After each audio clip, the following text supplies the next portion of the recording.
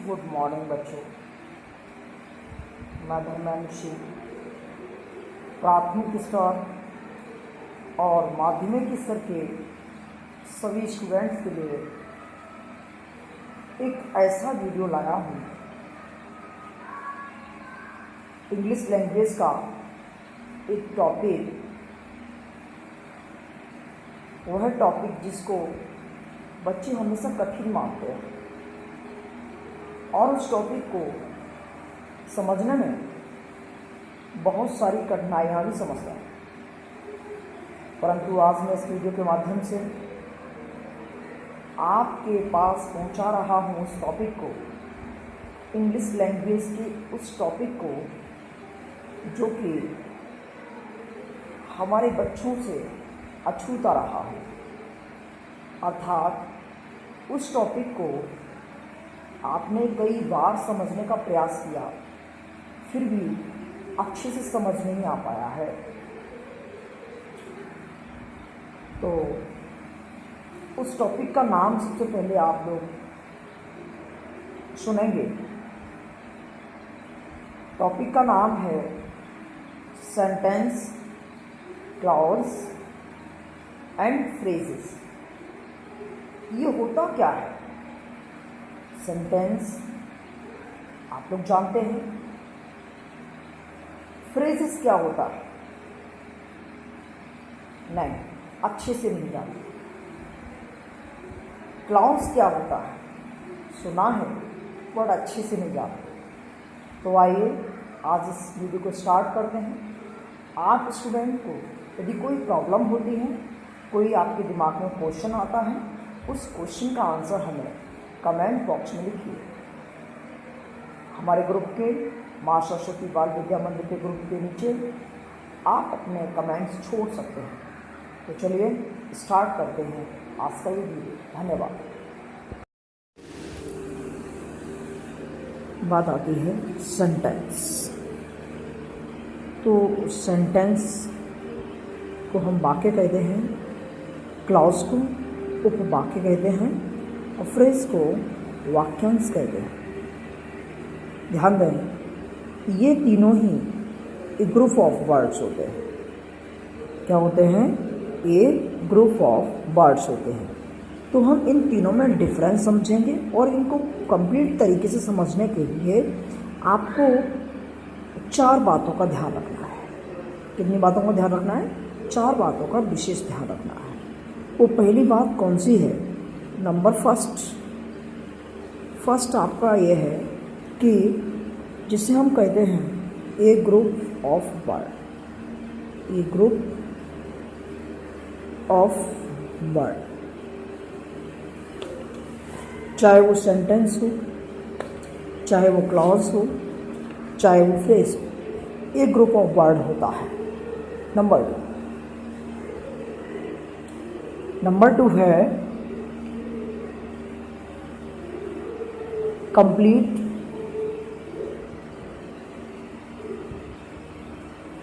Thought. Complete thought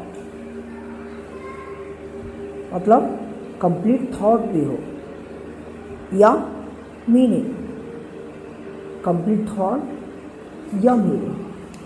number 3 words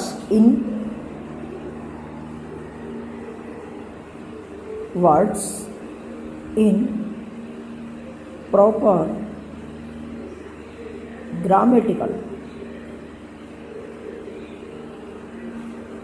order. Number 3 ये होगा। Number 4 subject and verb and verb. अच्छा, ये मैंने इसलिए लिखा है कि आप सेंटेंस, क्लॉज और फ्रेज इन तीनों में यदि आप इनमें डिफरेंस समझना चाहते हैं तो आपको 4 चीज़ें फॉलो करनी पड़ेगी। नंबर 1 आपको देखना है कि एक ग्रुप ऑफ वर्ड है या नहीं। नंबर 2 आपको देखना है कंप्लीट थॉट यानी कंप्लीट मीनिंग है या नहीं। Words in proper grammatical order जो वर्ड लिखे हुए हैं वो प्रॉपर ग्रामर के हिसाब से व्याकरणिक तौर से सही है या नहीं, सही क्रम में लिखा है नहीं, सब्जेक्ट एंड वर्ब, और देखना है कि सब्जेक्ट और वर्ब उस सेंटेंस में है या नहीं। तो आइए समझते हैं कुछ एग्जाम्पल्स के माध्यम से। तो फर्स्ट एग्जाम्पल आइए सुनते हैं। पहला एग्जाम्पल लिखेंगे in the morning, in the morning. क्या ये ग्रुप ऑफ वर्ड है? यस। पहले लिख लेते हैं 2-4 एग्जाम्पल, उसके बाद से। Number 2, on the table.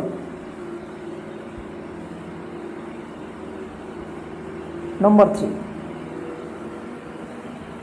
With in an our.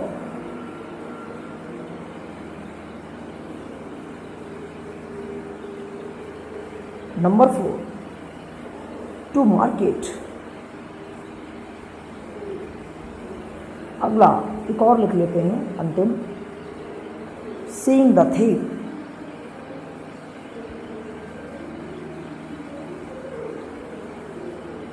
मतलब अब समझिए इन चारों चीज़ों को फॉलो कर रहा है या नहीं। यदि कर रहा है तो क्या होगा, नहीं कर रहा है तो क्या होगा, कुछ को फॉलो कर रहा है तो क्या होगा। आइए इसको समझते हैं पहले। इन द मॉर्निंग मतलब सुबह, ऑन द टेबल मेज पर, विद इन एन आवर 1 घंटे के भीतर, टू मार्केट बाजार, सीइंग द थीफ चोर को देखकर। भाई ये बताइए इन सब को सुनकर क्या आपको लग रहा है कि ग्रुप ऑफ वर्ड है? यस, हाँ, हम कह सकते हैं ग्रुप ऑफ वर्ड है, ग्रुप ऑफ वर्ड है। Number, complete thought and meaning मतलब क्या इनका पूरा अर्थ निकल रहा है? अरे भाई अर्थ पूरा कहाँ से निकल रहा है? इन द मॉर्निंग सुबह, सुबह में क्या सुबह में? ऑन द टेबल क्या टेबल पर? कंप्लीट अर्थ तो नहीं है ना? हाँ, यदि भाई कंप्लीट अर्थ नहीं होता है, प्रिय स्टूडेंट ध्यान दें, गौर करना अच्छे से, यदि कंप्लीट मीनिंग नहीं होता है तो आप समझ लेना कि ये है एक फ्रेज।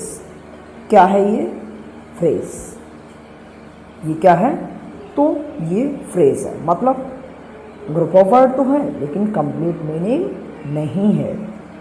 हाँ, word in proper grammatical order, yes ये तो है। सब्जेक्ट एंड वर्ब इसमें नहीं है। तो कहने का मतलब ये है कि जिन ग्रुप ऑफ वर्ड्स में कंप्लीट थॉट या मीनिंग नहीं है, सब्जेक्ट एंड वर्ब नहीं है, तो वो हमारा होता है फ्रेज। वो क्या होता है? फ्रेज। समझ में आया ना? ठीक है, अगले एग्जाम्पल के माध्यम से समझेंगे। एग्जाम्पल नंबर 1 है आपका, when I was going to market, when I was going to market, जब मैं बाजार जा रहा था। नंबर 2 और देख लीजिए इसे, so I did not go to school, इसलिए मैं स्कूल नहीं गया। इसलिए मैं स्कूल नहीं गया। अच्छा जी, तीसरा एक और देख लीजिए example, that the sun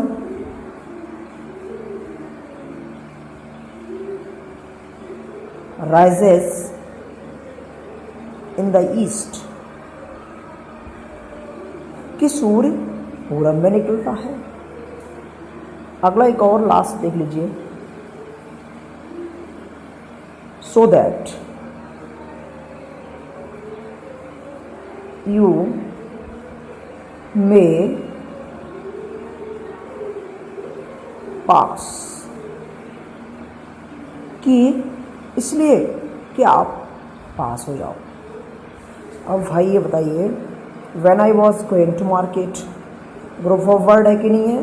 yes है, ग्रुप ऑफ वर्ड है, ग्रुप ऑफ वर्ड है, ठीक है, ग्रुप ऑफ वर्ड है।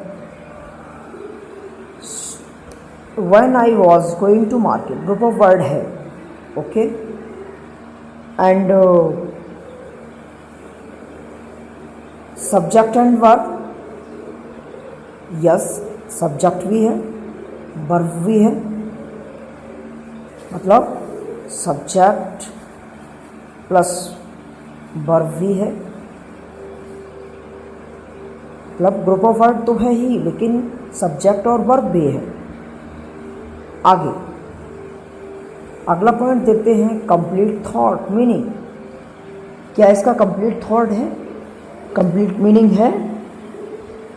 कंप्लीट थॉट या कंप्लीट मीनिंग है या नहीं?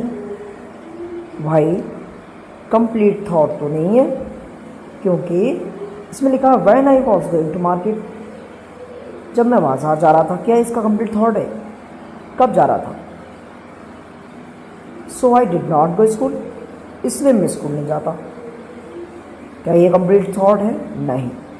बट ग्रुप ऑफ वर्ड है और सब्जेक्ट प्लस वर्ब भी है। Words in proper grammatical order, हाँ जी ये भी है। वर्ड्स जो हैं इन ग्रामेटिकल ऑर्डर में है, वर्ड्स जो हैं ग्रामेटिकल ऑर्डर में, परंतु कंप्लीट थॉट नहीं है।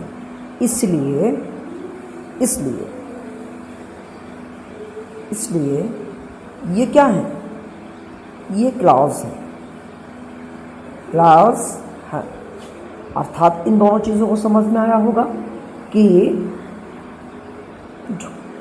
जो ग्रुप ऑफ वर्ड हैं कैसे हैं? ग्रुप ऑफ वर्ड हैं और word in proper grammatical order में भी है, लेकिन सब्जेक्ट और वर्ब नहीं है, कंप्लीट अर्थ नहीं है, वो होते हैं फ्रेज। और when I was going to market अर्थात ग्रुप ऑफ वर्ड है, सब्जेक्ट एंड वर्ब भी है, सब्जेक्ट आई, वॉज गोइंग ये वर्ब है, वर्ड्स इन प्रॉपर है, देखो I was going to market ये प्रॉपर है। तो इस कंडीशन में इसलिए कहा जाता है इसे क्लॉज। अब बात आती है सेंटेंस की। तो सेंटेंस तो आप लोग सभी जानते ही हैं, सेंटेंस क्या होता है? हाँ जी, सेंटेंस में ये भी हो सकता है और ये भी हो सकता है, अर्थात फ्रेज भी होते हैं और कुछ क्लॉज भी होते हैं। इन दोनों के सहयोग से मिलकर बना होता है sentence.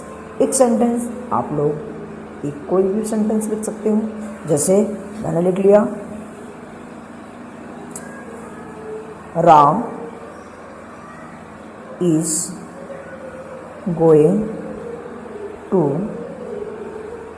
The forest. Ram is going to forest, ये हमारा क्या है? सेंटेंस है। क्योंकि ये सेंटेंस क्यों हुआ? सबसे पहली बात तो ये आती है कि सेंटेंस है क्यों। ये सेंटेंस इसलिए है भाई, देखो ग्रुप ऑफ वर्ड है, यस ग्रुप ऑफ वर्ड है।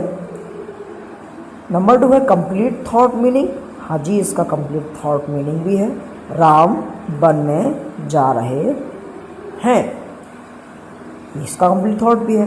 तीसरा word in proper grammatical order, word grammatical order, yes ये भी है। देखो subject, helping verb, main verb और ये सारा, तो ये भी है। अगला है सब्जेक्ट एंड वर्ब, देखो सब्जेक्ट भी है और इसमें वर्ब भी है, अर्थात ये चारों चीज़ें जिसके अंतर्गत आती हैं वह होता है सेंटेंस। वो क्या होता है? सेंटेंस। तो आज की क्लास आप लोग को समझ में आया। इसमें जो भी आपको कुछ क्वेरीज हों, जो भी आपको प्रॉब्लम आ रही हो, कृपया हमें कमेंट बॉक्स में ज़रूर बताइए। धन्यवाद।